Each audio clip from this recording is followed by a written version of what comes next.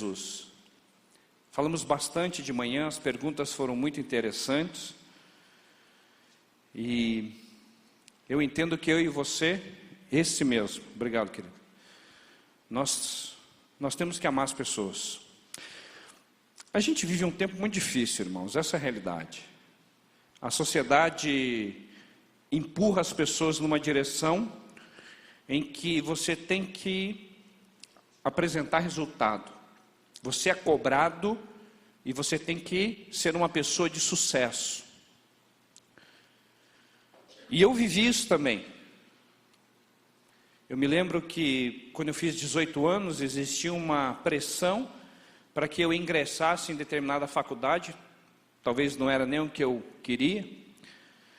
Mas a sociedade te pressiona a que você faça um bom curso superior, que você tenha uma família exemplar, que você tenha sucesso financeiro, que você faça a sua pós-graduação, seu mestrado, seu doutorado, que você tenha condições de no final do ano gozar férias em lugares abençoados por Deus aí. E a sociedade te empurra para isso, e muitas vezes essa direção nos tira do rumo que Jesus traçou para nós. Eu me converti com 9 anos de idade. Me lembro muito bem da experiência marcante até hoje. A gente cantava um hino, e esse hino tinha 5 estrofes.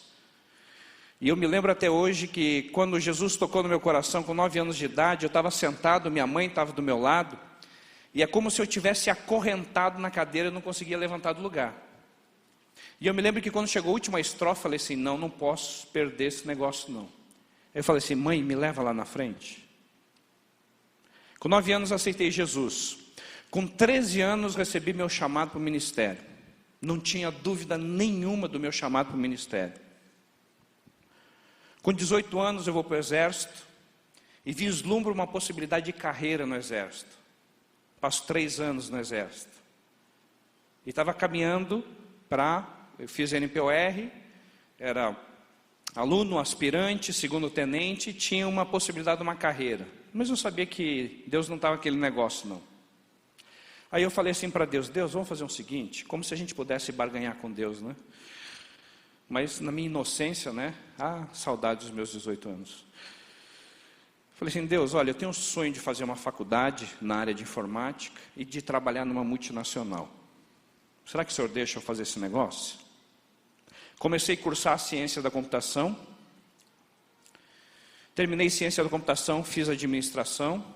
E nesse período, quando eu estava cursando a faculdade ainda, eu consegui entrar na Siemens. Existia um setor muito grande da Siemens, desenvolvimento de software.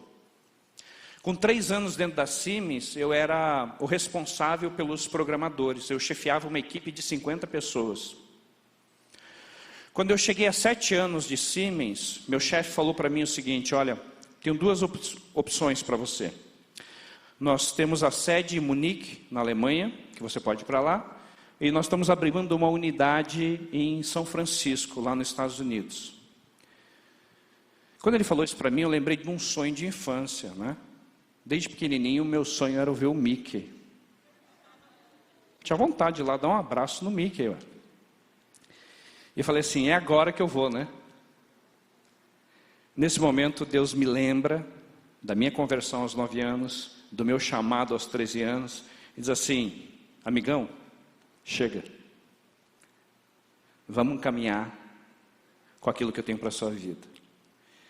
E foi interessante, irmãos, que eu não tive nenhuma dificuldade em chegar para o meu chefe, que me chamou de fanático, religioso, maluco, doido, e dizer, olha, eu não vou nem para Munique, não vou para São Francisco, eu vou para a Faculdade Teológica Batista. E aí ingressei, fiz meus 4 anos, e Deus nos surpreende, irmãos, assim, de uma forma fantástica. Enquanto eu cursava a Faculdade Teológica, eu falava assim, Deus, que bênção, né? O Senhor vai me dar uma igrejinha com 30, 40 pessoas, eu vou cuidar desse povo, nós vamos ser felizes para sempre. Aquele sonho, não é, de seminarista, idealizador. Termino a faculdade, Deus me põe dentro da Convenção Batista Paranaense, onde eu disse que eu nunca poria meus pés lá dentro. E estou nessa vida há 13 anos. Nesses 13 anos, eu já fui para os Estados Unidos 34 vezes. Eu já abracei o Mickey umas 15, 16 vezes. Deus concede alguns desejos do nosso coração, irmãos. Deus permite que muitas vezes a gente caminhe em algumas direções. Mas hoje, tenho 43 anos, não sou tão velho quanto meu amigo pastor Valmir, que está ali. Eu consigo entender que a vontade de Deus para as nossas vidas é o lugar aonde eu e você nunca deveríamos sair. Quem me dera entender isso, irmãos, quando eu tinha 18 anos. Eu queria poder ter entendido isso quando eu tinha 18 anos. Graças a Deus que eu entendi. O centro da vontade de Deus é o melhor lugar onde eu e você poderíamos estar. Não existe lugar melhor. E tem um versículo na Bíblia que mexe muito com o meu coração, que diz assim: a vontade de Deus é que todos os homens sejam. E aí eu pergunto, quem é o agente de proclamação da salvação? Quem, irmãos? Quem? Nós. Foi nos dado esse privilégio, anunciar as boas novas do reino, falar do amor de Jesus, desenvolvermos relacionamentos discipuladores. É isso. RD nada mais é do que você cumprir aquilo que Jesus espera que você faça. Anunciar o Evangelho. Para os que estão perdidos lá fora e para os que estão perdidos aqui dentro. Porque tem muita gente dentro da igreja, meu irmão, que está perdido. Tem muita gente dentro da igreja que talvez nunca teve um pai na fé, nunca teve um discipulador, nunca teve alguém que caminhasse junto com ele. Eu tenho um amigo meu do coração, ele estava 1 ano na minha frente na faculdade teológica, irmão querido, amado, mas ele não teve alguém que o orientasse. 1 mês depois de ele ter sido ordenado pastor batista, por ele não ter um pai na fé, nem um discipulador, nem por ouvir o irmão dele, ele foi para outra denominação. Um cara brilhante, homem de Deus, pregador fantástico da palavra de Deus. Se perdeu, frustrado, arrebentado, quebrado. Está até hoje sem direção na vida. Por quê? Porque ele não teve alguém que o discipulasse, que caminhasse com ele. Meu amigo do coração. Queridos, se você pode abençoar alguém da sua igreja, não deixe para amanhã. Ligue hoje para ele. Comece a caminhar hoje com ele. Comece a vivenciar o relacionamento discipulador dentro da sua igreja. Isso faz a diferença. Se tem pessoas que o Senhor tem colocado desde ontem no seu coração, em que você pode ser instrumento para que essas pessoas se convertam, pegue o seu cartãozinho de oração, preencha e comece a orar já. Não perca tempo. Nós estamos aqui nesse mundo para fazermos discípulos. Eu e você fomos chamados para que o reino de Deus fosse anunciado. Nós somos instrumentos, irmãos. Quando Jesus traz os 12, ele sabia que ele estava começando um movimento que começou com 12, e depois eles viraram 1.000, 2.000, 10.000, e sei lá quantos foram até chegarmos nós hoje. Quantos discípulos de Jesus nós tivemos a partir dos 12? Quantos? Incontáveis. Agentes de Deus que passaram por esses séculos passados, pregando, anunciando o Evangelho do Reino, transformando vidas, mudando vida de pessoas, restaurando vidas. Quantas pessoas foram usadas por Deus nesses séculos para que pessoas se convertessem e se entregassem aos pés de Jesus? Eu tenho certeza que pelo menos uma história você teria para contar. De alguém que você participou da conversão, ouviu a conversão. Você consegue entender que muitas vezes na vida existem obstáculos que para uns são mais difíceis de transpor do que outros? É por isso que nós estamos aqui, para abençoarmos vidas, para que nós possamos ser instrumento de Deus, para que obstáculos sejam transpostos na vida de outras pessoas. Relacionamento discipulador é cumprir a vontade de Deus na minha vida e na vida daquele que vai ser abençoado, e quem sabe na vida daquele que está lá fora perdido, que nem sabe que vai ser alcançado pela graça de Deus. Não é um negócio meio estranho, irmãos? As pessoas estão vivendo a vida delas. Elas estão vivendo dia após dia, vivendo como se nada tivesse acontecido, até que Jesus entra naquela vida. Aí a pessoa para pensar e diz, opa, quer dizer que aquilo que eu estava vivendo, eu estava perdendo tempo. Eu estava vivendo no reino das trevas, eu estava vivendo longe do Senhor, eu estava vivendo no caminho errado, agora eu conheci a luz. Agora eu fui liberto porque eu conheci a verdade me libertou. Aquele que está em Cristo, nova criatura é, as coisas velhas ficaram para trás, eis que tudo se fez novo. Irmãos, nós somos instrumento de renovação espiritual, nós somos instrumentos de transformação, nós somos instrumento de bênção. E essa bênção pode ser lançada em qualquer direção. Olha alguém no meio da rua e vai lá falar com essa pessoa. Provavelmente ela não conhece Jesus e você pode mudar a história dela. Olha que coisa fantástica, meu irmão. Que Deus colocou nas nossas mãos através do Espírito Santo que habita no meu coração e no seu. Nós podemos ser instrumentos de Deus.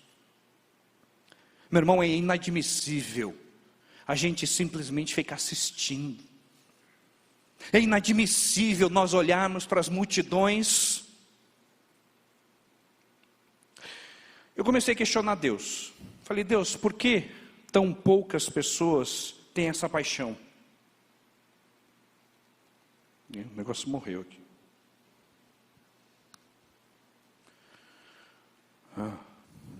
Por que tão poucas pessoas demonstram essa paixão? Eu convivi com um pastor chamado Almir Bernardes, não sei se vocês conhecem ele, ou já viram falar nele. Ele está lá no Paraná. Pastor Almir sempre me chamou a atenção. Ele trabalhou um tempo na convenção, na área de ação social. Aí nós saímos da convenção e íamos almoçar no shopping. Passava uma pessoa na rua, ele parava, tirava um folhetinho do bolso e dizia, Deus te abençoe. A gente chegava no restaurante, no caixa, ele, bom dia minha filha, tudo bem, olha, Jesus te abençoe, que a graça de Jesus esteja sobre sua vida. E aí ia. A gente ia para os hotéis, quando eu via, o pastor Almir já estava lá dentro da recepção do hotel, impondo as mãos, orando com as pessoas, distribuindo Bíblia e fazendo um alvoroço no negócio. E eu caminhando com ele, aprendendo com ele. Aquilo me chamou a atenção. Aí eu comecei a questionar, por que o pastor Almir tem esse desejo, essa paixão de compartilhar o amor de Jesus e eu não tenho? E aí aquele negócio, né? A gente sempre quer racionalizar a nossa fraqueza, o nosso erro. Não, ele tem o dom do evangelismo. Ele tem um dom de anunciar a palavra de Deus. Mas peraí. O dom de anunciar não foi dado a todos?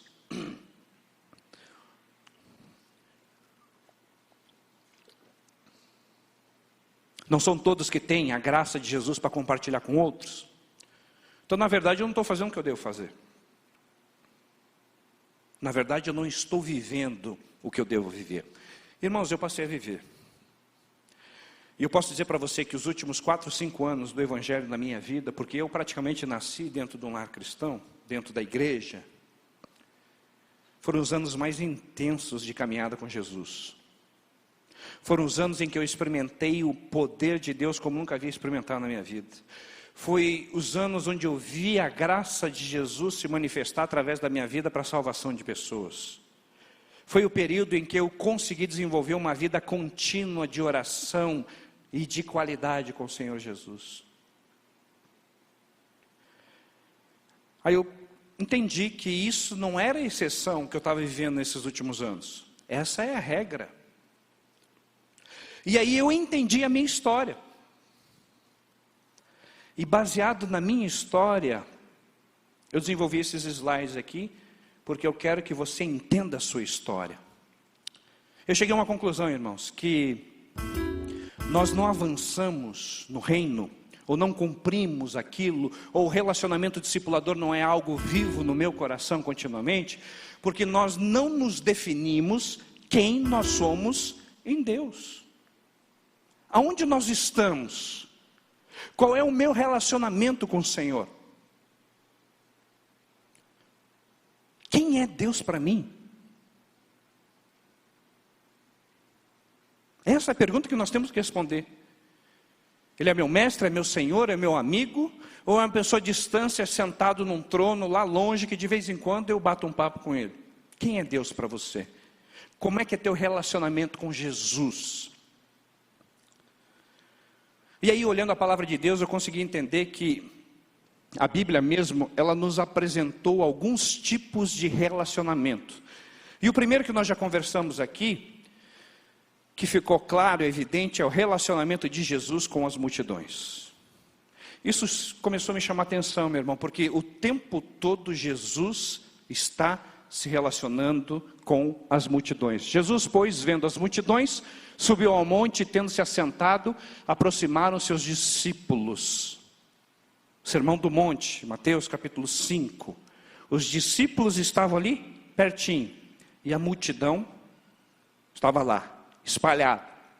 De sorte que o seguiam grandes multidões da Galiléia, de Decápolis, de Jerusalém, da Judéia e da além do Jordão. As multidões, como eu já disse pela manhã, foram um fator preponderante na vida de Jesus. O tempo todo Jesus estava envolvido com as multidões. Ele ia de cidade em cidade e encontrava as multidões. Qual era o relacionamento da multidão com Jesus? Esse é o ponto.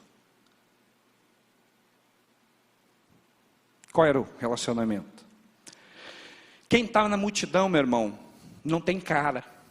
Quem está na multidão não tem identidade. Quem está na multidão está escondido.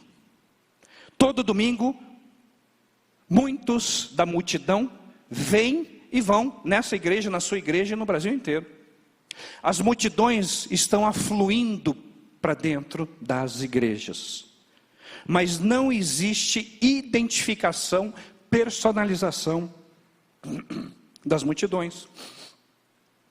Está aqui um pouco claro, mas se você olhasse a foto original, você consegue olhar que tem um monte de gente aí, mas você não sabe quem é homem, quem é mulher, você não sabe qual é a cor da camisa, você não consegue identificar rostos.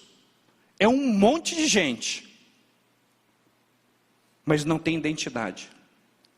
Muitas pessoas se comportam assim dentro das nossas igrejas. Eles estão aqui todos os domingos. Eles levantam a mão e adoram a Deus. Eles oram. Pasmem, eles entregam dízimo todo domingo. Mas não existe compromisso. Porque do mesmo jeito que a multidão frequenta o culto, ela frequenta o shopping, ela frequenta a feira, e quando ela está na casa de Deus ou no cinema, só muda o entretenimento. A multidão é aquele que vem na igreja para consumir. E aí a gente poderia falar um pouquinho sobre a igreja de programas e a igreja de princípios. A multidão ama a igreja de programas. Cantata de Natal, aquele trabalho, o coral vai, se prepara, a orquestra, encenação, teatro, a multidão está lá aplaudindo no final, coisa linda.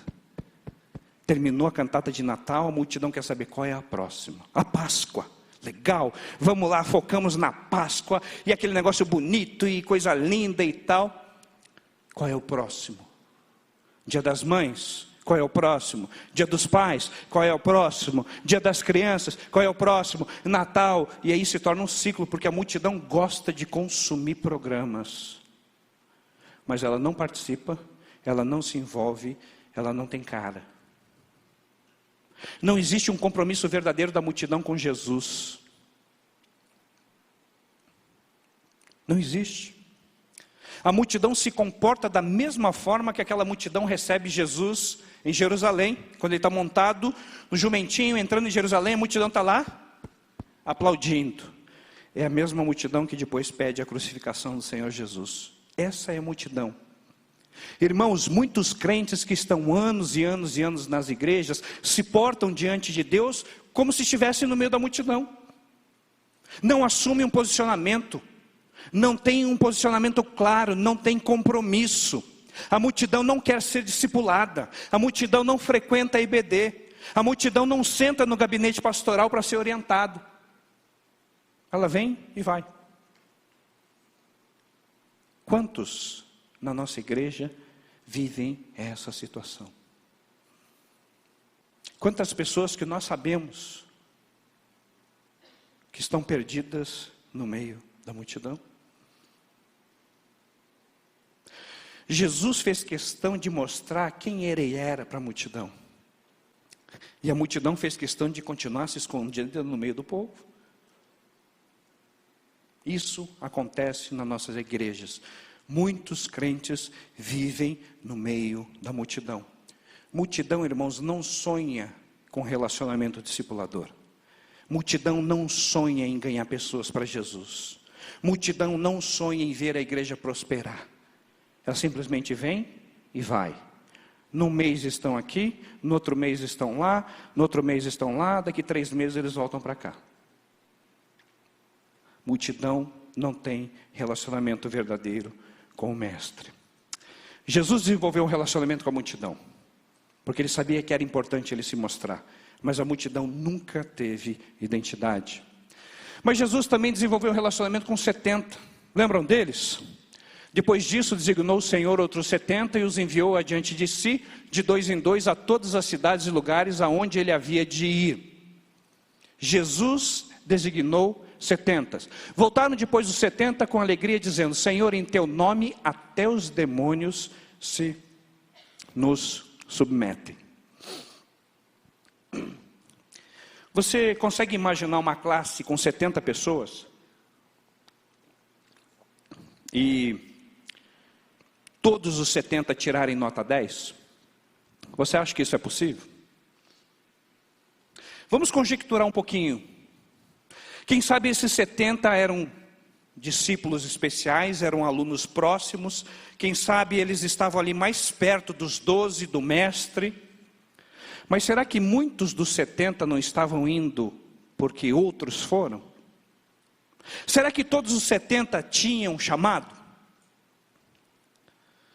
Será que alguns dos 70 ali não foram motivados por outras questões? Porque veja que interessante, eles sabiam quem era Jesus, eles foram doutrinados por Jesus, eles conheciam os 12 apóstolos com certeza, mas eles se alegram e se assustam dizendo: olha Jesus, aquilo que você falou é verdade mesmo, acontece. De repente, irmãos, no meio dos 70, existiam alguns ali que, sei lá, vamos aproveitar a onda, vamos ver o que é esse negócio, vamos ver se esse mestre é esse mestre mesmo, vamos lá na prática fazer para ver se essa coisa é verdade. Mas perceba que é diferente o relacionamento da multidão com 70. A multidão não tem identidade, os 70 já têm identidade, mas talvez nem todos os 70 eram alunos nota 10. Devia ter um aluno meio 5,5, 6 ali.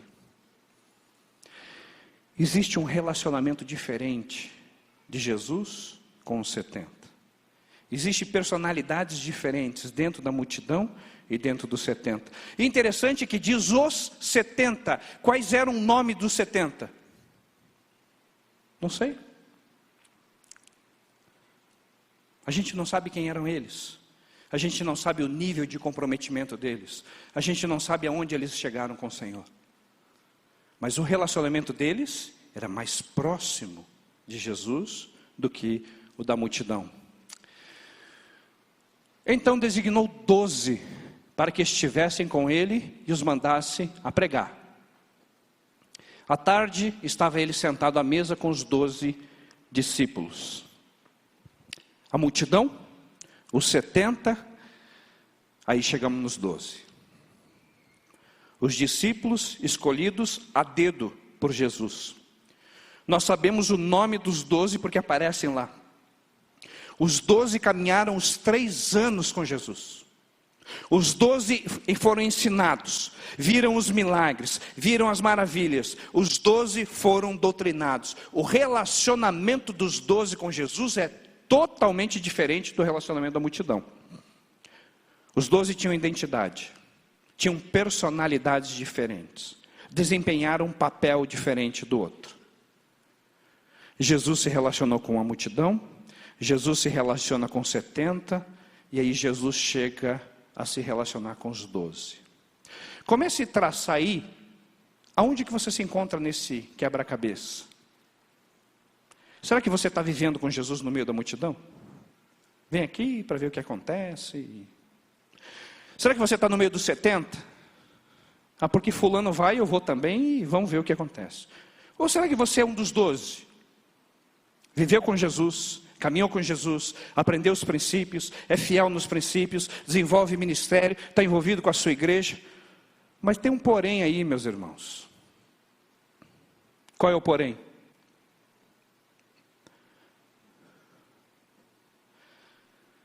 No meio dos 12 tinha um traidor. Você consegue entender isso? Jesus caminha com os 12, passa o que era de mais precioso, passa vida, poder, ensinamentos, viu, e mesmo assim, Judas estava lá. Será que Jesus fez isso didaticamente, para nos ensinar?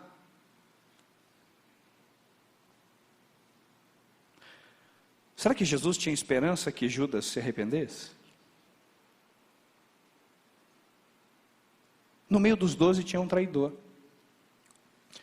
Mas havia 11 homens sérios, comprometidos. Haviam 11 que pagaram o preço pelo mestre. Haviam 11 que entenderam qual era a missão. Jesus se relaciona com a multidão, com os 70, com os 12. Mas tinha, dentre os 12, um relacionamento muito especial de Jesus. Quem eram eles? Lembra da musiquinha? Pedro, Tiago e João, num barquinho. Você ouviu isso ou não? Só eu. Não conhece isso não? Sabe o que eu estou falando? Sabe, né, minha irmã? Ainda bem que tem umas cabecinhas balançando ali. Me deu um desespero agora. E não permitiu que ninguém o acompanhasse, senão Pedro, Tiago e João, irmão de Tiago. Cerca de 8 dias depois de ter proferido essas palavras, tomou Jesus consigo a Pedro, a João e a Tiago e subiu ao monte para orar. Ou seja, queridos, dentro dos 12 escolhidos por Jesus, existiam 3 que estavam mais próximos do Mestre. Haviam 3 que tinham um relacionamento mais íntimo com Jesus. E é interessante que não permitiu que ninguém o acompanhasse, senão Pedro, Tiago e João. Ele vai no monte para orar e quem ele leva? Pedro, Tiago e João. Ele diz, ó, vocês ficam aí, mas esses 3 aqui vêm comigo. Você consegue entender e visualizar que havia diferentes relacionamentos? Jesus se relaciona com a multidão de uma forma, com os 70 de outra forma, com os 12 de outra forma, e com Pedro, Tiago e João de uma outra forma. Níveis diferentes de relacionamento, níveis diferentes de revelação da graça, níveis diferentes de entendimento de Jesus. Ou você acha, meu irmão, que aquela pessoa que tem uma vida séria de oração com Jesus, todos os dias, que vive intensamente, ela não tem uma revelação diferente do Pai do que aquele que não está nem aí, é apenas frequentador de igreja? Esse é o ponto, minha irmã, meu irmão. Jesus nos mostra claramente, isso está escancarado nas Escrituras, que existem níveis distintos de relacionamento, níveis distintos de conhecimento do Pai. Agora, não porque Jesus quer, é porque nós escolhemos. Irmãos, eu posso dizer, eu vou ficar na multidão quietinho aqui, ó, não quero que ninguém me perturbe. Não, eu vou ficar no meio dos 70 aqui, vamos lá junto, um vai, outro vem. Não, vamos aqui no meio dos 12 conhecendo. Eu posso escolher caminhar como Pedro, Tiago e João caminharam. Depende de mim.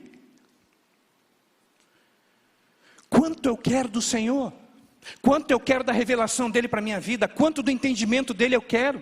Irmãos, isso vai responder às nossas atitudes. Isso vai responder o nosso caminhar.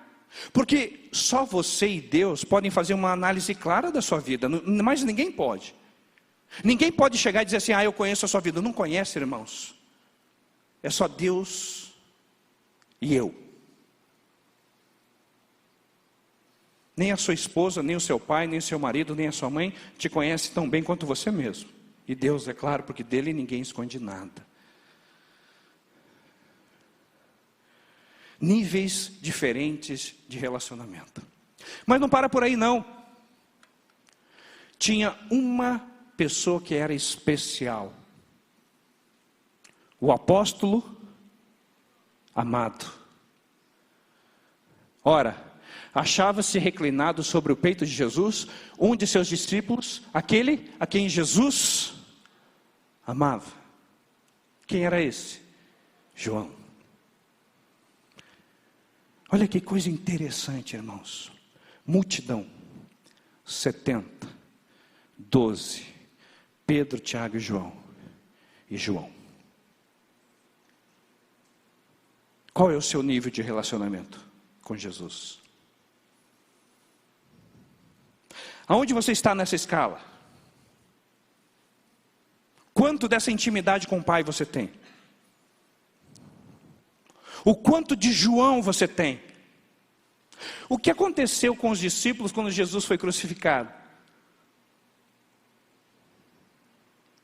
Quem estava com Maria? Quem estava junto com Maria no momento mais difícil? E os outros discípulos? É óbvio que o relacionamento de João com Jesus era diferente de todos os demais. Era óbvio que o relacionamento de Pedro, Tiago e João era diferente dos 12, dos 70 e da multidão. É óbvio que o relacionamento dos 12 era diferente dos 70 e da multidão. É óbvio que o relacionamento dos 70 era diferente da multidão. Meu irmão, aonde nós estamos nessa escala? Aonde? Qual é o nosso nível de relacionamento? Aonde nós estamos vivendo isso? Porque quando nós estamos falando de igreja multiplicadora, e que começamos pela oração, evangelização discipuladora, plantação de igreja, formação de liderança, compaixão e graça, antes da oração, que é a base de toda a estrutura para uma igreja que se multiplica, eu preciso definir quem eu sou. Aonde eu estou? Qual é o meu relacionamento individual?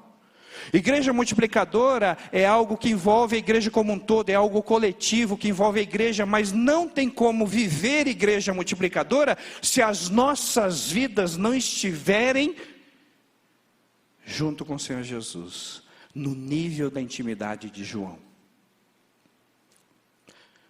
Porque o meu desejo como crente no Senhor e Salvador Jesus Cristo é ter o máximo dele. Eu quero viver intensamente o meu relacionamento com Ele.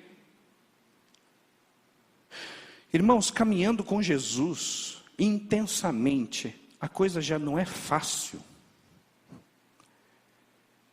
Imagine se você não viver assim. Nós estamos vivendo dias cruéis. Nós estamos vivendo o dia mal pregado pelo apóstolo Paulo em Efésios capítulo 6, a partir do verso 10. Se não tivermos uma intimidade profunda com Jesus, se não soubermos qual é o centro da vontade de Deus para as nossas vidas, irmãos, nós estamos perdidos. Nós estamos perdidos. Meu irmão, como é que nós vamos falar de Jesus se não sabemos nem quem Ele é? Lembra de Jó? Antes, eu ouvia falar, mas agora os meus olhos te veem. Irmãos, ter um relacionamento com Jesus, assim como João teve, é ver Jesus. Assim como Jó viu, assim como Moisés viu, assim como Elias viu, assim como Abraão viu, assim como o apóstolo Paulo viu. O apóstolo Paulo, ele tem uma jornada fantástica, desde a sua conversão, de onde ele saiu, e de repente ele é arrebatado, e ele vai descrevendo que ele chegou num lugar que ele viu coisas que ele não poderia revelar. Mas meu irmão, eu tenho certeza que o que ele viu consolidou no coração dele que ele tinha que continuar até o fim. O que ele viu deu força para ele continuar lutando, vivendo, independente das dificuldades do mundo. Vamos até o fim. Combati o bom combate e guardei a fé. Ele consegue chegar a essa conclusão porque ele recebeu a revelação de algo que o Senhor mostrou a ele, dizendo: meu filho, vai até o fim agora. Nada de querer largar o negócio pela metade do caminho. Qual é a revelação que nós estamos tendo de Jesus nas nossas vidas diariamente, irmãos? Por que as nossas igrejas não estão bombando de pessoas perdidas? Por que essas igrejas não têm pessoas que amem os perdidos? Por que o discipulado não é algo pertinente às nossas igrejas? Porque a vida discipular, meu irmão, não tem sido levada a sério. Por que nós ficamos questionando picuinhas na palavra de Deus e não olhamos para a essência, que é a salvação de gente que está indo para o inferno? Meu irmão, chega um momento na nossa vida que nós temos que tomar uma posição. Ou tratamos a igreja como tratamos um cinema e um shopping, e assumimos essa posição, ou começamos a viver uma vida com Jesus, com intensidade, com amor, respeitando e temendo o sacrifício que Ele fez na cruz por mim e por você. Meu irmão, parece que às vezes a gente não entende. A gente olha para a cruz e diz: puxa, que legal, que bacana. Meu irmão, Jesus nos últimos minutos estava ali com o Pai, Ele sabia o que ia acontecer, e Ele chega assim: Deus, olha, eu vou para a cruz numa boa. Foi isso que Jesus fez? Não. Pai, não tem outro jeito. Deus, não dá para mudar isso aqui não. Olha, Pai, vai ser duro, mas seja feita a sua vontade. Irmãos, nós precisamos de homens e mulheres que assumam compromisso diante de Deus e parem de brincar de um cristianismo barato e cheguem diante do Senhor: Pai, seja feita a tua vontade na minha vida. Não importa se eu vou ter que abrir mão disso, se eu vou perder aquilo, se eu vou ter que desfazer a sociedade, se eu vou ter que mandar fulano embora, se eu vou perder dinheiro, não interessa. Nós temos que ter umbridade diante de Jesus e dizer: Senhor, seja feita a tua vontade na minha vida. Porque senão, irmãos, vamos continuar vivendo um cristianismo fraco, miserável, que não faz diferença nenhuma. E a cidade aí fora, que deveria ser impactada pela igreja, está engolindo a igreja. Porque o que nós temos visto dentro da igreja são escândalos. São homens sem moral, são mulheres sem ética, são pastores e líderes brincando com o evangelho e tornando o nome de Jesus barato, como se estivesse rasgando a Bíblia e as Escrituras. É isso que temos visto, irmãos. É isso que eu tenho visto. Pessoas que não querem assumir um compromisso com o Mestre, porque vão ter que abrir mão dos seus desígnios próprios, das suas vontades, vão ter que abrir mão dos seus sonhos. E aí Jesus diz que aquele que não deixar pai e mãe não é digno de mim. Porque naquela época, o bem mais precioso que alguém idôneo poderia ter era a sua família, era o seu pai e a sua mãe. Enquanto estivermos trocando o evangelho verdadeiro por dinheiro, por posição social, ou por uma vida barata sem poder de Deus, o poder e a unção de Deus não vem sobre a sua vida. E você não vai estar no centro da vontade de Deus. E você vai continuar vivendo um cristianismo fraco, morto, que não faz a diferença na vida de ninguém. Meu irmão, todos os dias, algo consome o meu coração. E eu me sinto sozinho no meio de uma multidão. Todos os dias, as multidões de pessoas sem Jesus invadem o meu coração, as minhas orações, e eu fico desesperado, porque eu preciso alcançar mais gente, eu preciso levar o evangelho a mais pessoas, eu preciso influenciar mais gente, eu preciso ser instrumento do Senhor para que mais pessoas sejam salvas. Qual é o meu sonho hoje? Ganhar pessoas para Jesus. Ganhar pessoas para Jesus. O que eu puder fazer, meu irmão e minha irmã, eu quero fazer para ganhar gente para Jesus. Porque foi isso que Jesus falou para mim e para você. Chega um momento na nossa vida, meu irmão, que nós entendemos quem é Deus. Que nós começamos a desenvolver relacionamento profundo com Jesus. Que nós entendemos que a vontade de Deus é que todos sejam salvos. E aí você é consumido pela graça do Senhor.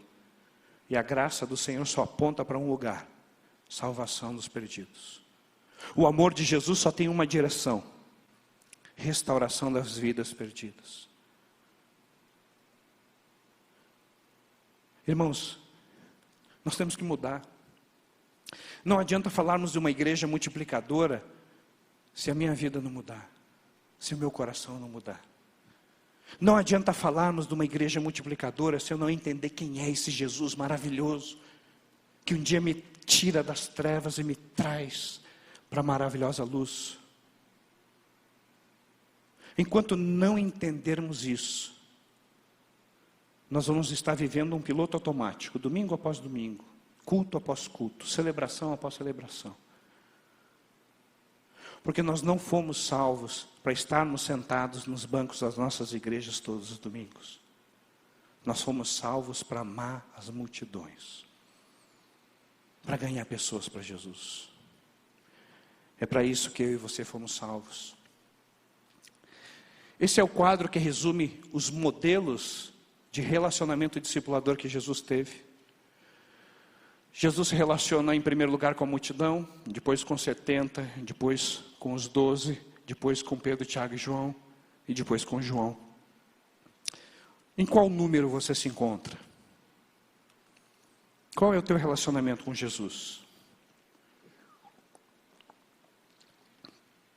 Qual é o teu estágio? Onde você está? Você tem que estar em um desses lugares aí.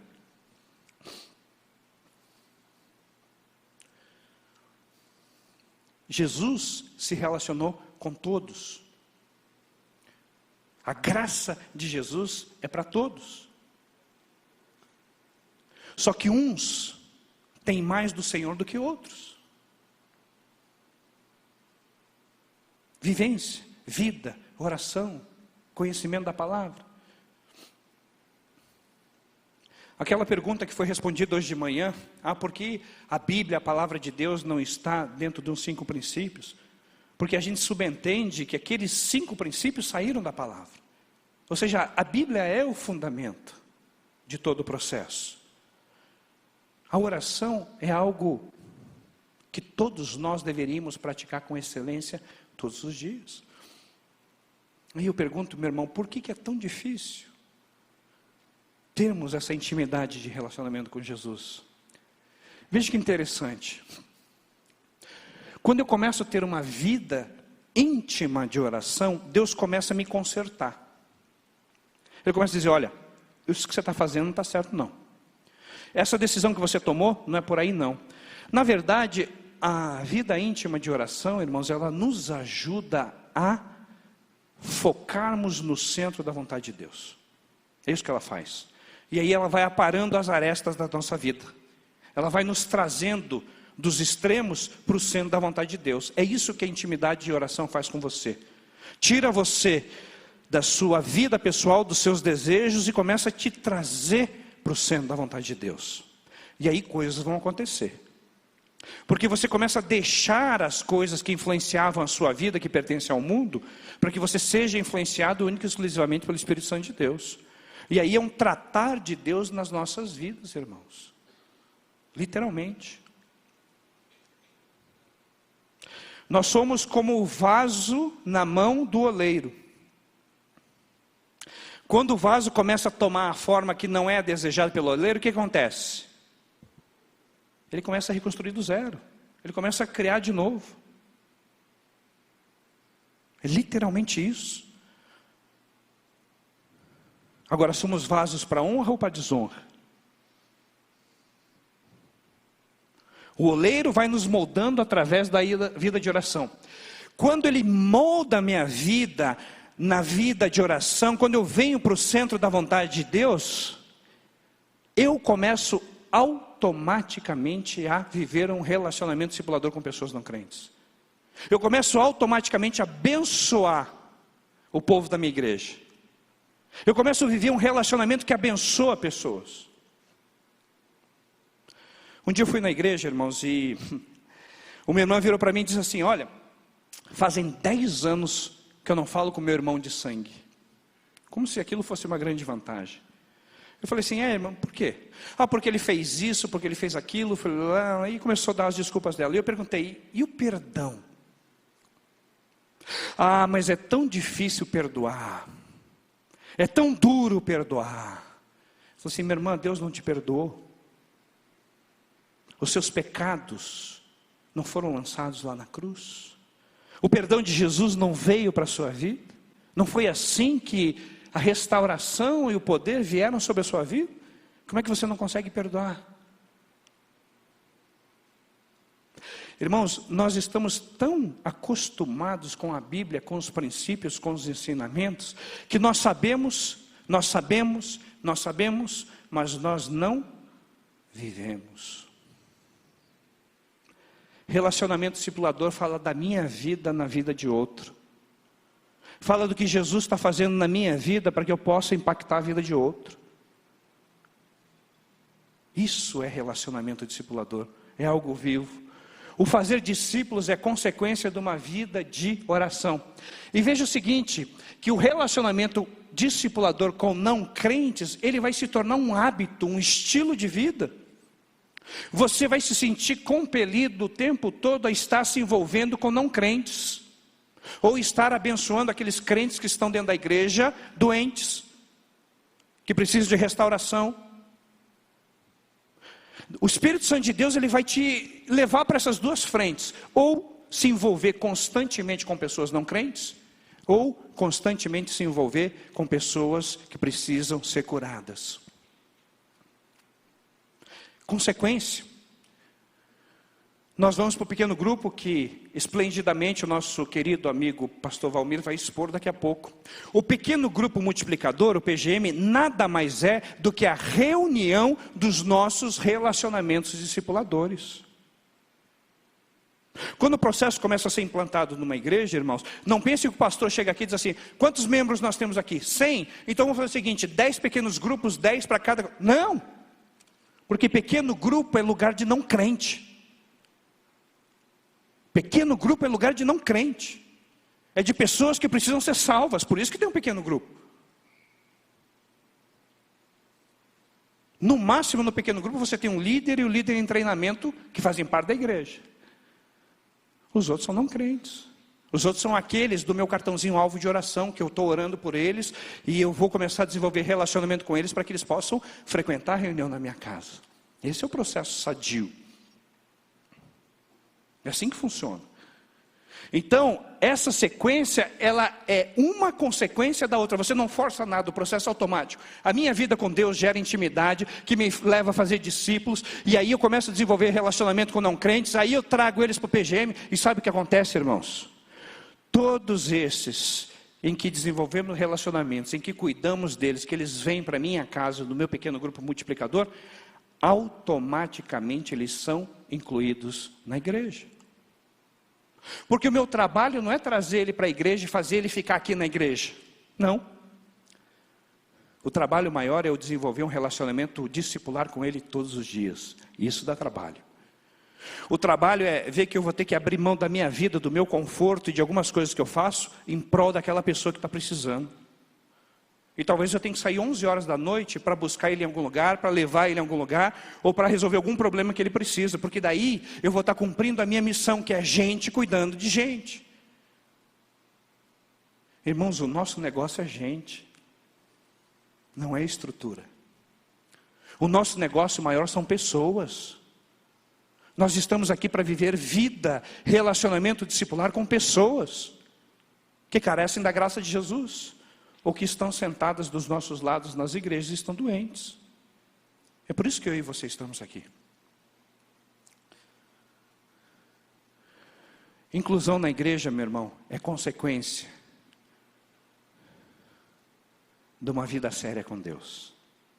E a pergunta para você nessa tarde, se é que você não dormiu ainda, é: onde você está? Na multidão?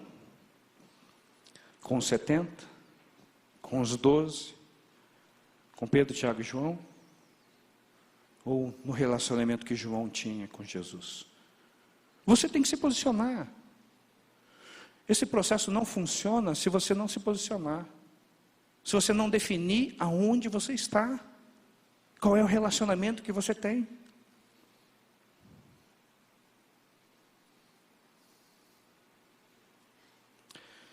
O Senhor Jesus espera algo de nossa parte, irmãos.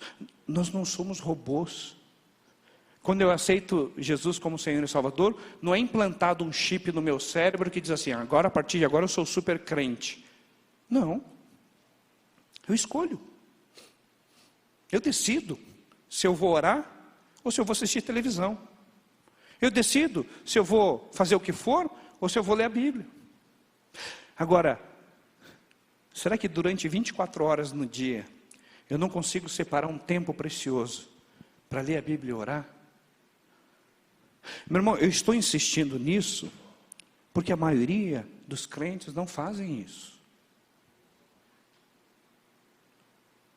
E não é porque eu faço que eu me acho melhor. Não, eu faço e não faço mais do que a minha obrigação. Ponto. Aquele que ora e que lê e que se dedica não faz mais do que ele deve fazer. Essa é a realidade, irmãos. Agora, quem não faz, aí sim, esse não consegue se achar no meio do Senhor. Por isso que você vai identificar algumas pessoas que em determinado momento elas estão lá em cima na vida cristã. Aí de repente essa pessoa ela vai lá embaixo. Para até de vir nos cultos. Aí de uma hora para outra, pá, ela está lá em cima, vem na reunião de oração, está orando, aleluia, glória a Deus, está pulando no meio do louvor. Você, ué, o que aconteceu? Dá 2 meses, pum, ela some da igreja. São pessoas inconstantes, que não conseguiram se achar. E que muitas vezes, sabe o que elas precisam? É de alguém que chegue junto e diga o seguinte: eu vou caminhar com você. Eu vou me importar com você. Irmãos, todos os dias, o Espírito Santo de Deus vai nos dar oportunidade para que falemos do nome de Jesus. Todos os dias. Você pode ficar trancado em casa 24 horas. Alguém vai bater na tua porta ou o telefone vai tocar. Todos os dias o Espírito Santo de Deus vai nos dar uma oportunidade de falarmos do amor de Jesus. Todos os dias.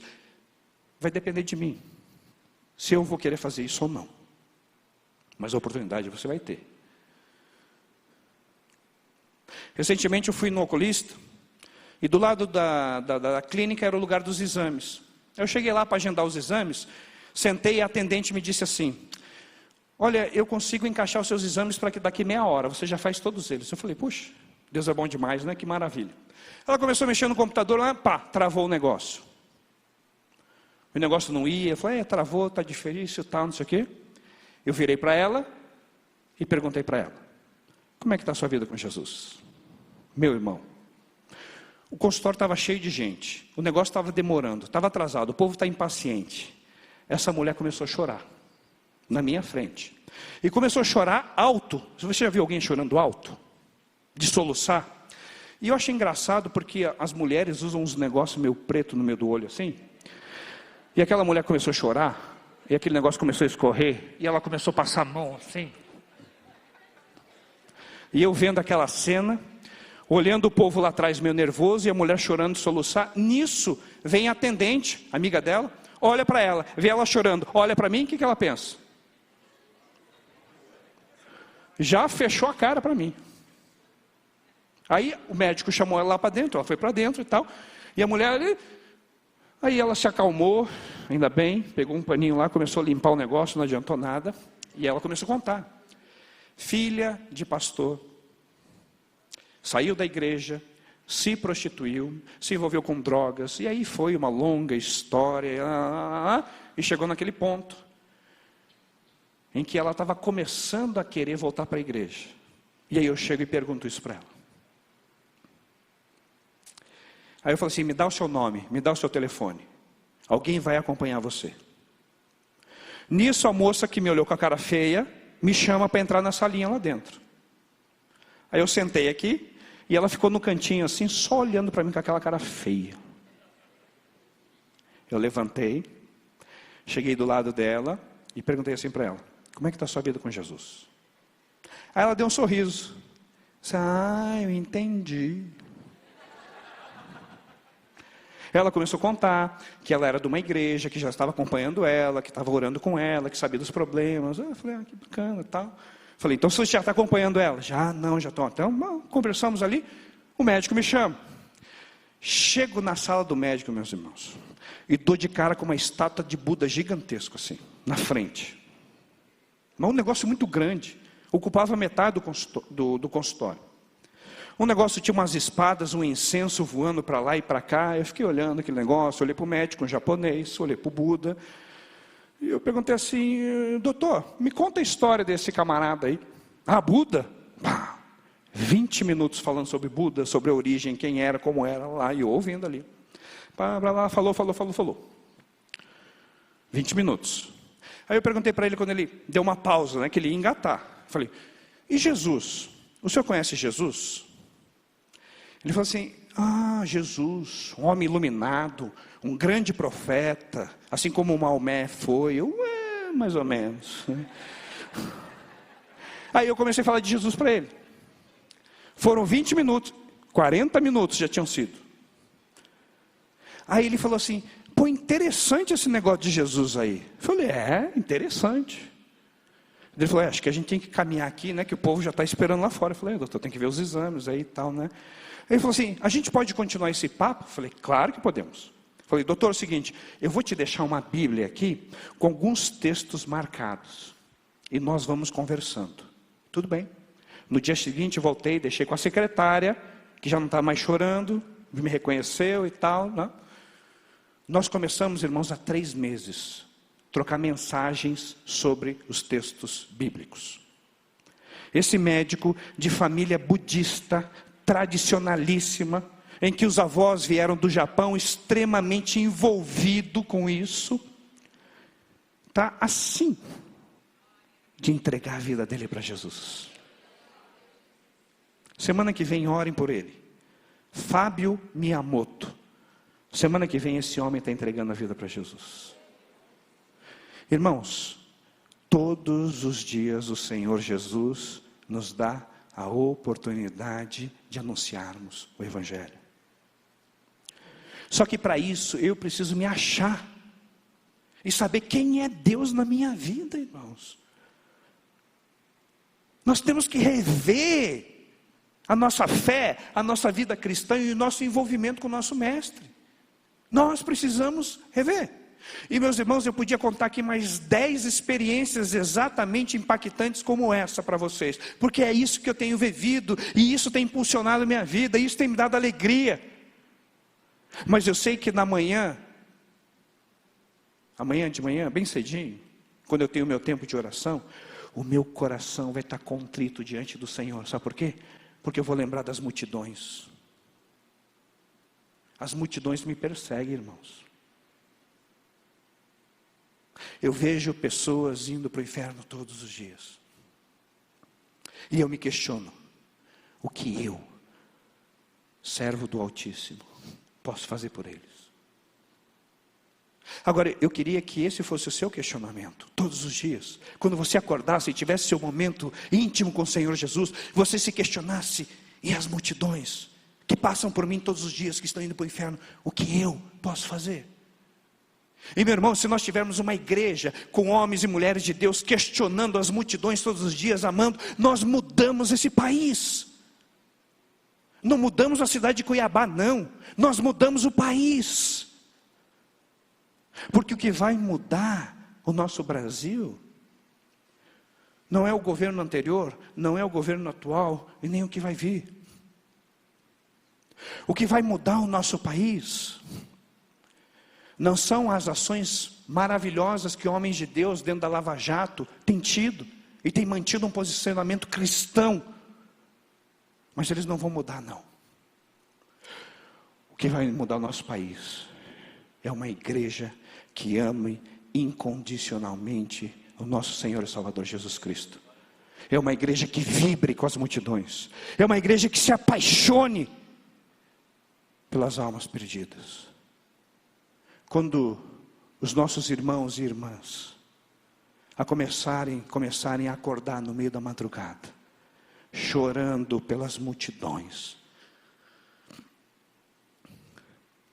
aí o nosso país vai mudar. A nossa igreja vai mudar. Meu irmão, quantas coisas que nós fazemos na nossa igreja que não acrescentam nada no reino de Deus. Você já questionou a liturgia da sua igreja? Meus irmãos, quando eu vou em igrejas, eu já vou pronto para a decepção, porque é isso que tem acontecido. Você acredita que na maioria das igrejas não se lê mais a Bíblia e nem se ora no culto?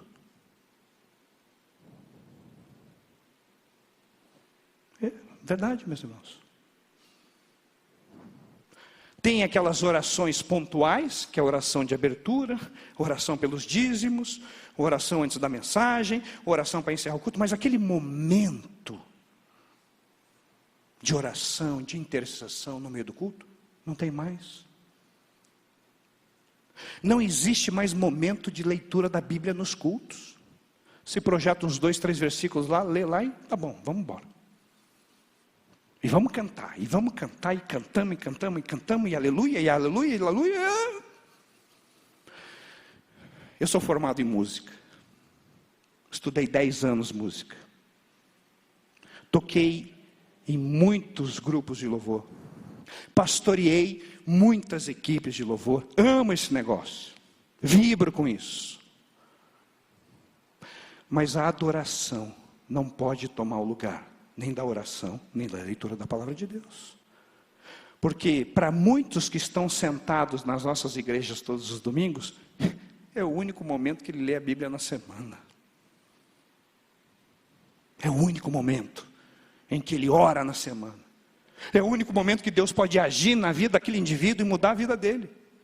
É no momento da oração, é no momento da leitura da palavra. Quem nós somos em Deus, queridos? Qual é o nosso relacionamento com Jesus? Qual é o seu relacionamento com Jesus? Como é que você tem vivido com Deus? Como você tem amado esse Jesus? Você tem vivido como multidão, simplesmente sem identidade, sem cara, sem nada, vem e vai, domingo após domingo?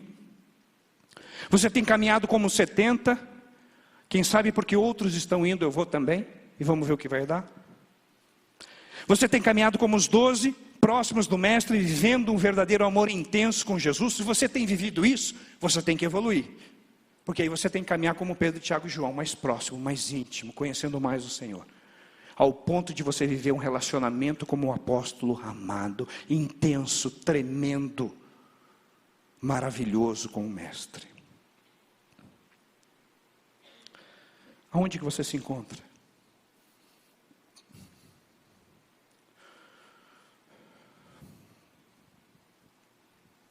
Quando eu comecei a viver esse mover de Deus na minha vida, aconteceu uma experiência e eu encerro aqui. Tem um posto de gasolina perto da minha casa onde eu sempre abasteço o carro. Sempre abasteço lá. É interessante que a pessoa que via me abastecer meu carro era quase sempre a mesma. Carlos, frentista do posto Ipiranga. E o Carlos é um cara muito simpático, muito alegre, que gosta demais de falar de futebol. E a gente conversava muito sobre futebol. Ele torcedor do Palmeiras, que não tem nenhum título mundial, e eu torcedor do São Paulo, que tem 3 títulos mundial. Então nossa conversa era sempre amistosa. E um dia, quando eu estava falando empolgadamente do meu time, por que você está falando de futebol para o Carlos e não de Jesus? Eu falei, é verdade, por quê? Carlos, como é que está a sua vida com Jesus?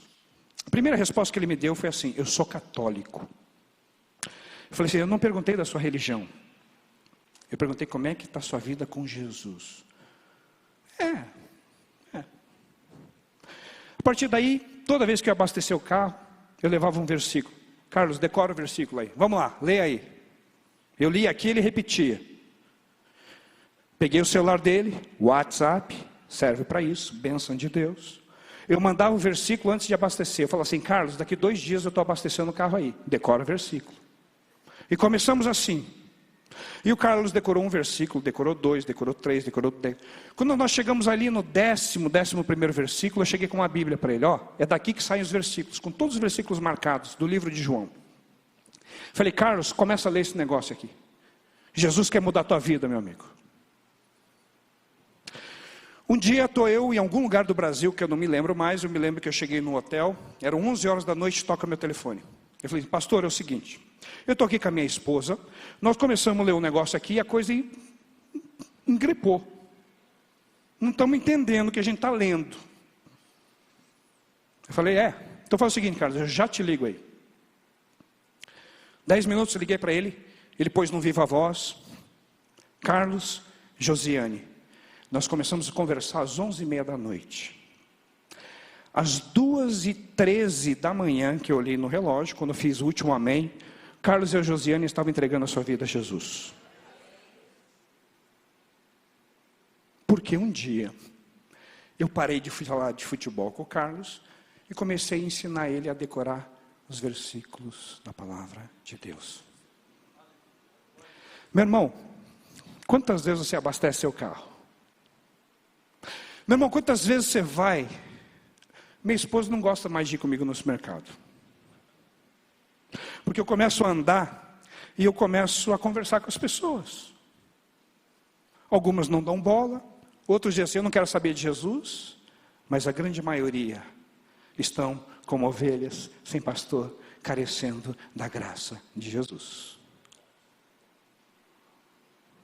E hoje, ir no supermercado, ir na padaria, ir no posto de gasolina, virou uma diversão maravilhosa para mim, meu irmão.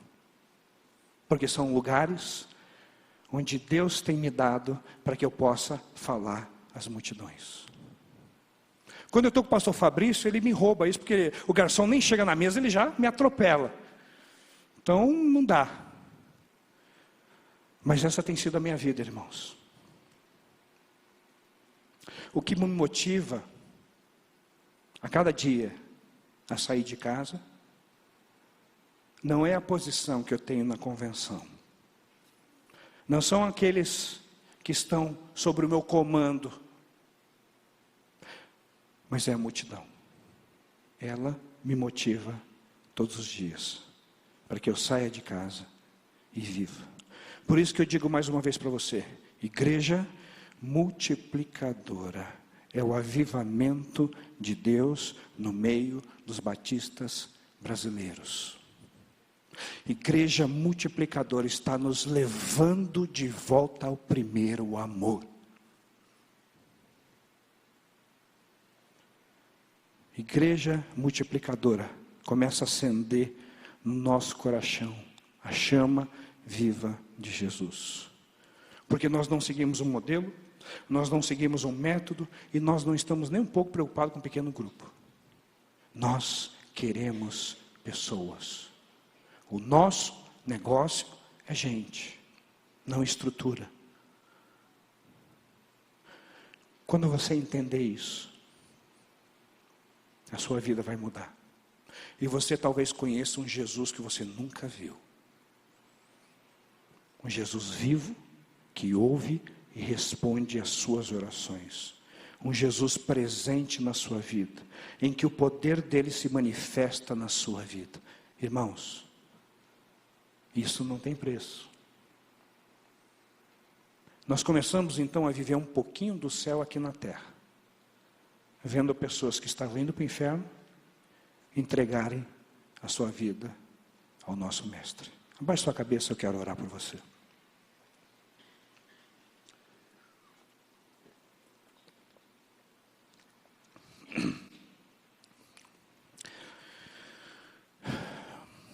Se o Espírito Santo de Deus tocou seu coração, falou com você, se realmente Jesus mexeu com você nessa tarde, e você entendeu que quem sabe você tem que sair da multidão e ter um relacionamento mais íntimo com Jesus. Quem sabe você não está mais na multidão.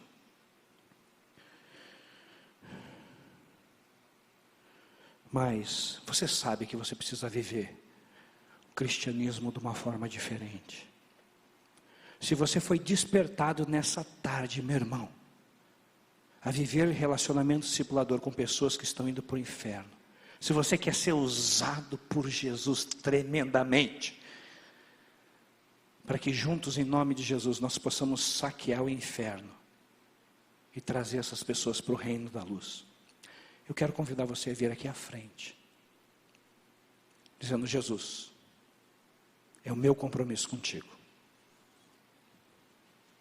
Se o Espírito Santo de Deus falou com você, vem aqui à frente.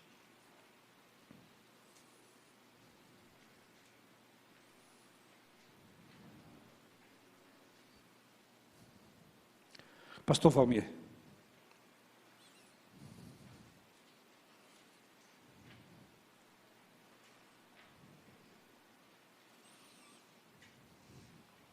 Glória a Deus, meu irmão, minha irmã. Glória a Deus por sua vida. Quando nós olhamos isso aqui, nós, pastor Fabrício, que estamos fazendo muitos seminários em muitos lugares, isso que acontece aqui, meu irmão, é o mover de Deus. O que está acontecendo aqui nessa tarde é milagre de Jesus, é um milagre. Porque irmãos e irmãs estão saindo da sua zona de conforto. Estão dizendo: nós queremos ganhar as multidões. Isso é igreja multiplicadora. Isso é igreja multiplicadora. Meu Deus, agora quando os teus filhos, numa atitude de fé, se colocam diante da tua presença, Senhor, é porque nós queremos nos apresentar nas tuas mãos, para que o Senhor nos faça pais e mães espirituais, para que o Senhor nos dê filhos, através de relacionamentos intencionais, relacionamentos saudáveis. Pai, em nome de Jesus Cristo, estamos aqui diante do teu altar dizendo: Senhor, o mundo pelo qual o Senhor morreu, é esse mundo que nós queremos ganhar para ti, ó Deus.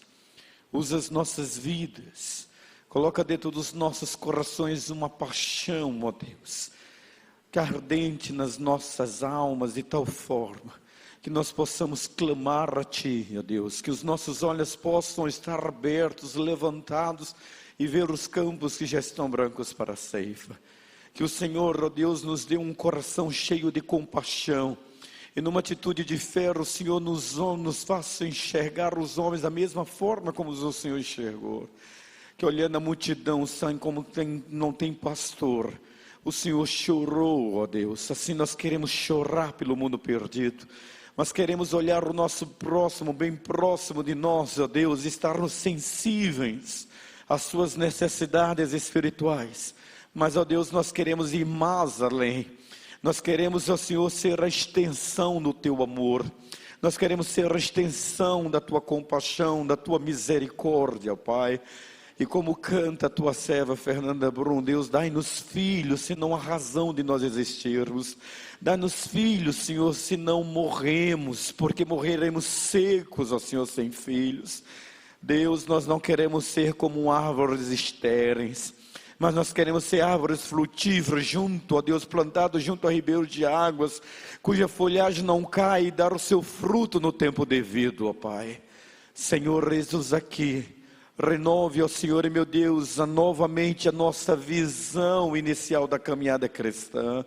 e que nosso amor por Ti, o nosso amor, ó Deus, pela Tua obra, estejam tão entrelaçadas, que nós sejamos capazes de lançar as nossas redes, aperfeiçoadas em Ti, ó Deus, e trazer-nos vidas à Tua presença, para que o Senhor as torne discípulas semelhante a nós, que nesta tarde nos apresentamos ao Senhor como os Teus discípulos, dispostos a lançar a rede através de relacionamentos discipuladores. Essa, Senhor, é a nossa oração e a renovação dos nossos votos diante de Ti, ó Pai, em nome de Jesus. Amém, Senhor Deus.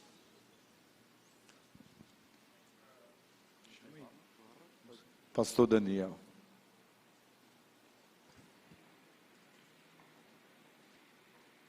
Está lá em cima.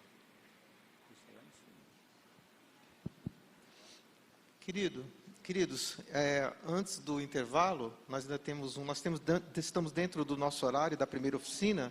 Nós teremos o intervalo e depois a segunda oficina com o pastor Valmir sobre pequenos grupos multiplicadores. Mas ainda dentro desse nosso tempo, nós temos a oportunidade agora de fazer algumas perguntas. O formato de congresso é diferente.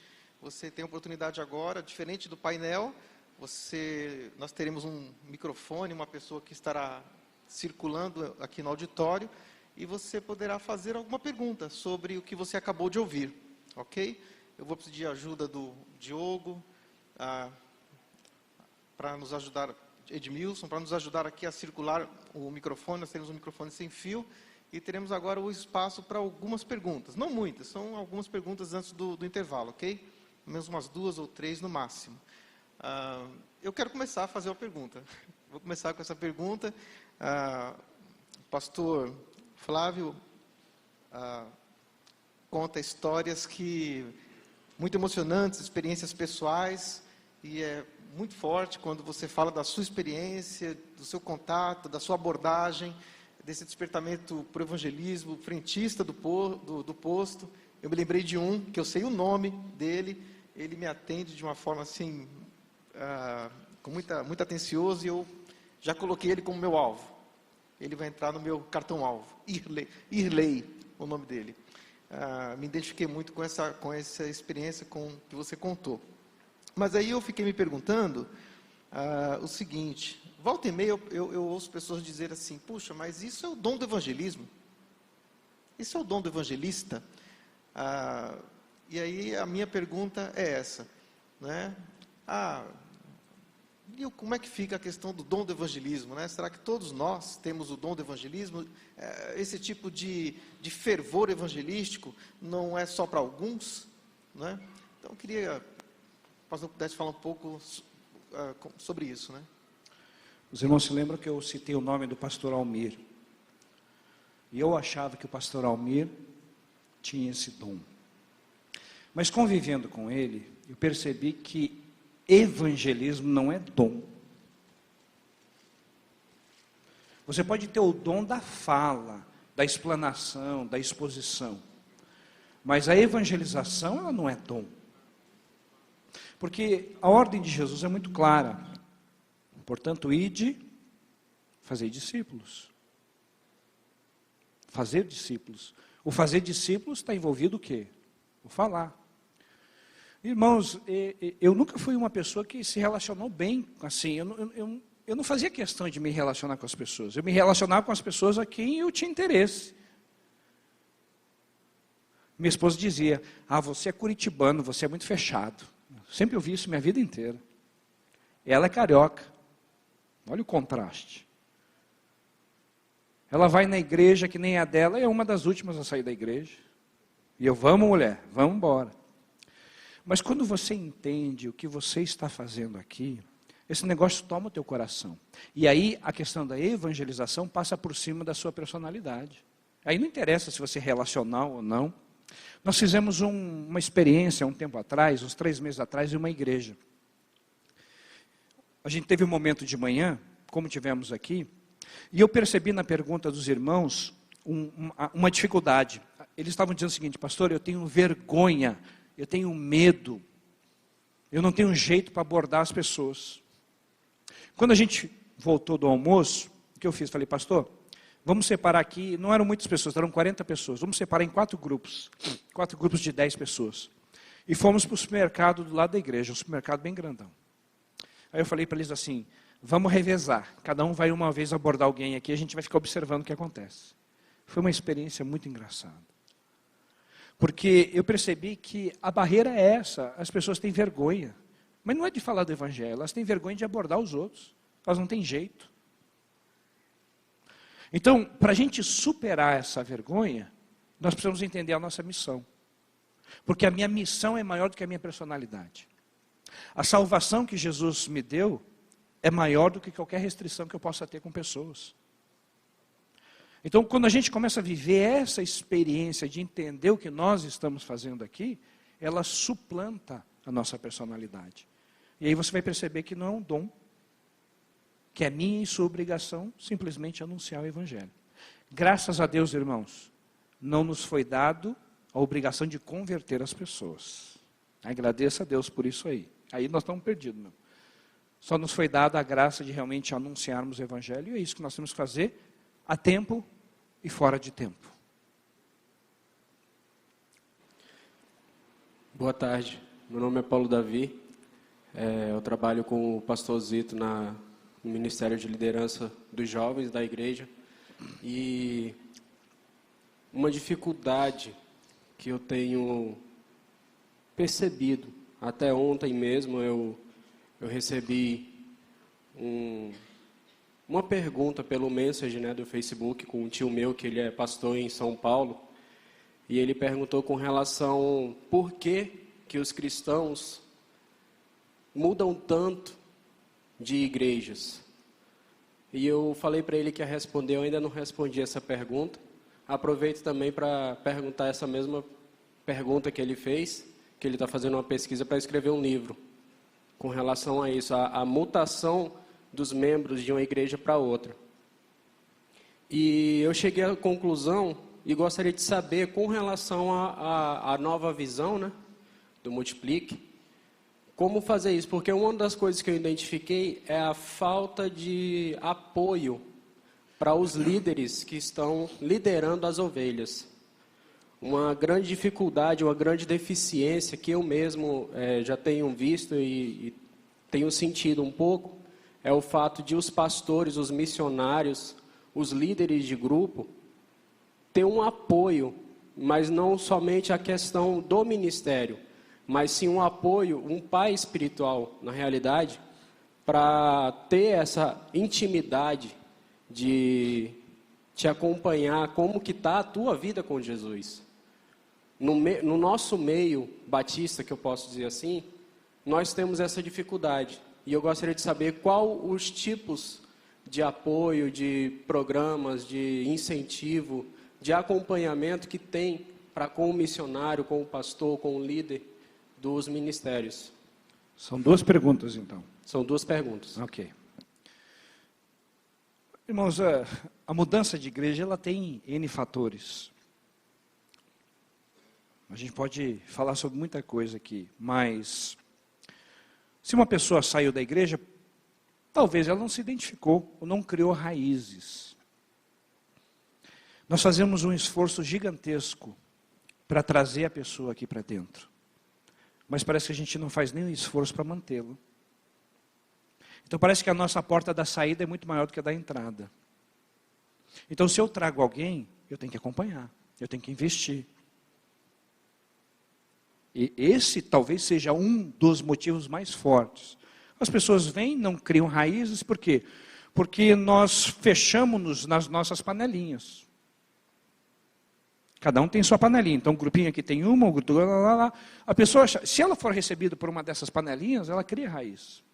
Mas na maioria das vezes ela fica à margem das panelinhas. Ela não consegue entrar. Então ela vai buscar em outro lugar, até ela achar um lugar onde realmente ela possa se ambientar. Então eu acredito que nós deveríamos ter um cuidado muito maior com as pessoas que chegam às nossas igrejas, para que nós possamos então fixá-las aqui, porque é muito trabalhoso trazer alguém. A questão de apoio. Se nós conseguirmos viver, irmãos, essa rede de relacionamentos dentro da igreja, essa pergunta se resolve muito fácil.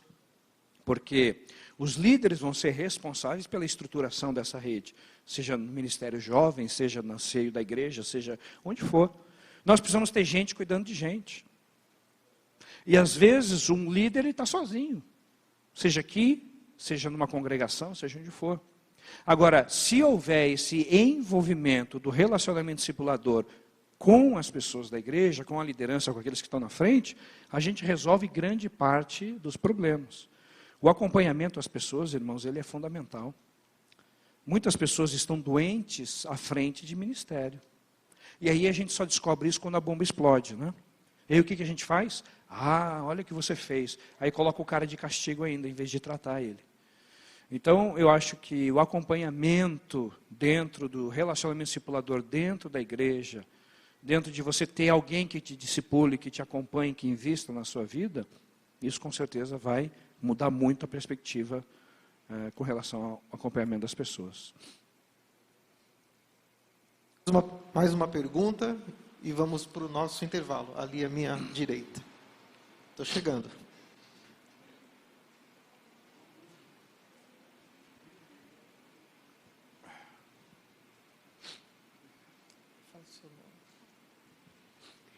Boa tarde, sou Juliana, membro da Igreja Batista do Pedra 90. E, pastor Flávio, eu cresci ouvindo a expressão santo de casa não faz milagre. Eu tenho um tio que ele é alcoólatra há muitos anos e ele já foi em algumas igrejas há muito tempo também. É uma pessoa extremamente resistente. Então, assim, como que deveria ser uma abordagem, como que eu deveria ser, assim, um relacionamento para tentar, né, trazer essa pessoa e mostrar para ela que realmente Jesus é capaz de transformar a vida dela? Eu me lembrei agora de uma experiência que eu vivi um tempo atrás, com os amigos da minha mãe, que são religiosos católicos. Lembrei agora, você falou isso, eu lembrei. Ela, assim... ela tinha um menino e uma menina, eu e meu irmão, nós crescemos juntos no mesmo bairro, estudamos na mesma escola, então vivemos aquela amizade de infância ali durante muito tempo. E ela sempre foi aquela carola da Igreja Católica. Eu quero fazer a comparação com o que você falou. E assim, meus pais tentaram durante muito tempo levá-los à igreja, nas programações, eles nunca foram. Não posso misturar as coisas, aqui é uma coisa, aqui é outra. E ela sabia que eu era pastor, e algumas vezes tinha um jantar na casa da minha mãe, eles estavam lá, amigos durante muito tempo, né? E a gente evitava de tocar no assunto para não conflitar. Mas um dia partiu dela, e ela virou para mim assim: Flávio, o que você acha do Papa? Eu falei para um camarada legal, gente boa. Aí, e santo? Eu queria ver onde ela ia chegar. Santo, né? São Paulo, São Pedro, né? Comecei a dar o jeitinho, né? E Maria? Eu falei, essa é uma mulher de Deus. Ela espantou. Maria, mãe de Jesus, que mulher fantástica. E aí comecei a falar de Maria, bem. E aí comecei a explicar para ela quem era Maria, sem ela perceber. E aí eu comecei a colocar Maria lá em cima. E ela começou a abrir o coração dela. E Maria subiu. Só que de repente eu tinha que puxar Maria para baixo para levar Jesus para cima, né? Aí Maria começou a descer um pouquinho e Jesus começou a subir. Sabe o que aconteceu depois dessa nossa conversa? Todas as vezes que a gente se encontra, ela quer conversar de Jesus comigo. Continua católica, carola, já velhinha. Mas todas as vezes que nós nos encontramos é uma sementinha que eu vou plantando lá no coração dela. Quando você fala de uma pessoa envolvida com um vício, que já foi para a igreja e tem uma dificuldade, sabe qual é a melhor forma de você ganhar essa pessoa? Amizade, solidariedade, caminhar com essa pessoa, amar incondicionalmente, apesar do problema que ela possa vir a ter. É assim. Não é porque ela tem um vício, tem um problema, que eu vou estigmatizar o vício. Se ela der abertura, vou ajudar a tratar. Se ela abrir o jogo, vou procurar caminhar, e vou lá, eu vou com você, eu vou junto, eu vou investir na sua vida, porque, irmãos, relacionamento discipulador coloca a pessoa acima de qualquer coisa, seja ela católica, seja ela o que for, seja ela alcoólatra, seja... Não interessa. Nós designamos e dizemos que um pecado é maior que o outro, mas não é. Então nós temos que olhar para o coração da pessoa e dizer o seguinte: Deus, o Senhor colocou um negócio aqui dentro chamado cérebro, né, que é o para pensar, então vamos usar de vez em quando. Deus, me dá estratégia. Porque parece que, irmãos, quando acontece algumas situações assim, nós vamos cego no negócio e já damos uma cacetada. Ele está cansado de tomar cacetada. Todo mundo que chega é para criticar, é para apontar o dedo, é para acusar. Quando a gente começa a viver um relacionamento discipulador, nós entendemos que em primeiro lugar está a pessoa, do jeito que ela está. Mas eu tenho que entendê-la, eu tenho que ganhar o coração dela, ela tem que ter confiança em mim, para que o Espírito Santo de Deus comece a agir através da minha vida, e aí você vai ganhar essa pessoa para Jesus. É assim que funciona. Se a gente tiver um pouquinho de paciência e sabedoria de Deus, e investir, aí, meu irmão, você tem que abrir mão para investir na vida. É um investimento contínuo. Não é dizer, daqui 2 semanas eu te ligo. Não, é todos os dias em oração por essa pessoa, buscando a presença de Deus, colocando o nome lá diante de Jesus, pedindo a salvação dela, cuidando dela, investindo na vida dela. Essa pessoa vai se abrir, ela vai se desarmar. E aí o Espírito Santo de Deus começa a trabalhar e aí o milagre acontece. Isso é bênção de Deus. Ok, obrigado, pastor Flávio. Irmãos, então, vamos para o nosso intervalo. São 10 para as 4h15, aqui de volta, tá bom? Para a nossa segunda oficina com o pastor Valmir.